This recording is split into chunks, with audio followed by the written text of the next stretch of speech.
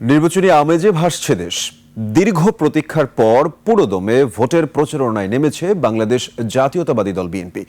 প্রচারের তৃতীয় দিনে সকাল থেকেই রাজধানীর অলি গলি চষে বেড়াচ্ছেন দলটির প্রার্থী আর নেতা কর্মীরা। ভোটারদের দিচ্ছেন নানান প্রতিশ্রুতি। ধানের শীষের পক্ষে ভোট চেয়ে ভোটারদের দাঁড়ে দাঁড়ে যাচ্ছেন প্রার্থীরা। সহকর্মীদের সহায়তায় জানাচ্ছেন সিরাত আল মুস্তাকিম। কালার এক্সপার্ট এবং মাইল্ড অন হ্যান্ডস টেকনোলজি সমৃদ্ধ অরিক্স অ্যাডভান্স ডিটারজেন্ট পাউডার আপনার লন্ড্রি এক্সপার্ট। স্লোগানে মুখর রাজপথ, হাতে ধানের শীষ আর চোখে আগামীর স্বপ্ন। দীর্ঘ বিরতি কাটিয়ে নির্বাচনী লড়াইয়ে ফিরেছে বিএনপি। রাজধানীর পাড়া মহল্লা সবখানেই এখন ব্যস্ততা। ভোটারদের কাছে গিয়ে লিফলেট তুলে দিচ্ছেন প্রার্থীরা, দিচ্ছেন নানা প্রতিশ্রুতি। ভোটারদের সাড়া পেতে কোনো কমতি রাখছেন না কেউই। দীর্ঘ সময় মাঠের বাইরে থাকায় এবার মানুষের দাঁড়ে দাঁড়ে যাওয়ার কৌশলকেই সবচেয়ে বেশি গুরুত্ব দিচ্ছে দলটি। ঢাকা ৯ আসনে গণসংযোগের অংশ হিসেবে জনসভা করেন বিএনপি মনোনীত প্রার্থী হাবিবুর রশিদ হাবিব। তার আসনের বিভিন্ন সমস্যার কথা উল্লেখ করে বলেন, তিনি নির্বাচিত হলে ড্রেনেজ মাস্টার প্ল্যান ও খাল উদ্ধার করে স্থায়ী পানি নিষ্কাশনের ব্যবস্থা করবেন। আমি হাবিবুর রশিদ হাবিব আপনাদের নেতা হতে চাই না, আমি হাবিবুর রশিদ হাবিব আপনাদের ভাই হতে চাই, আপনাদের সহযোগী হতে চাই, আপনাদের সেবক হতে চাই। ঢাকা ৩ আসনে বিএনপি মনোনীত হেভিওয়েট প্রার্থী গয়েশ্বরচন্দ্র রায় শনিবার দক্ষিণ কেরানীগঞ্জের সুভাড্ডা ইউনিয়নে সংক্ষিপ্ত সভায় যোগ দিয়ে জনগণের কাছে ভোট চান।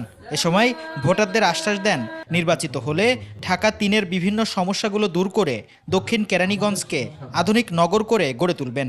আপনারা তাদেরকে দায়িত্ব দেবেন, সে স্বাভাবিকভাবেই আপনাদের মধ্যে দায়িত্ব।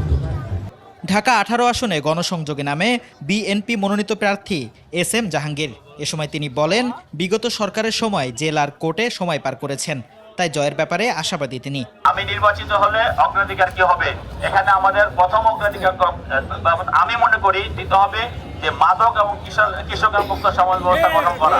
ঢাকা ১৭ আসনে তারেক রহমানের পক্ষে নির্বাচনী প্রচারণায় নামেন বিএনপি চেয়ারম্যানের নির্বাচনী প্রচারণার প্রধান সমন্বয়ক আব্দুস সালাম।